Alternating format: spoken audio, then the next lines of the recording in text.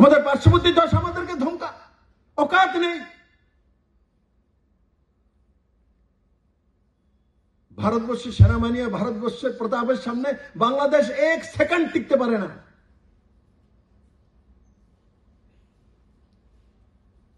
ওখানে যখন নির্মম ভাবে সংখ্যালঘুদের হত্যা করা হচ্ছিল, ছোট ছোট মেয়েদেরকে তুলে নিয়ে মাদ্রাসা নিয়ে বলাৎকার করা হচ্ছিল, এই কমিউনিস্টের দল একটি কথা বলছিল না। ইন্টারন্যাশনাল পার্টি এরা মাওসেতুংয়ের দল, লেনিনের দল, স্টালিনের দল,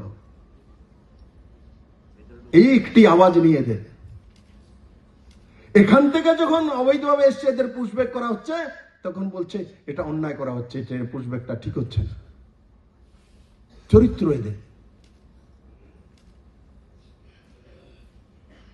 আসলে এগুলো কমিউনিস্টের চিন্তাধারা যারা থাকে, এরা 76% মেন্টালি রিটায়ার্ড।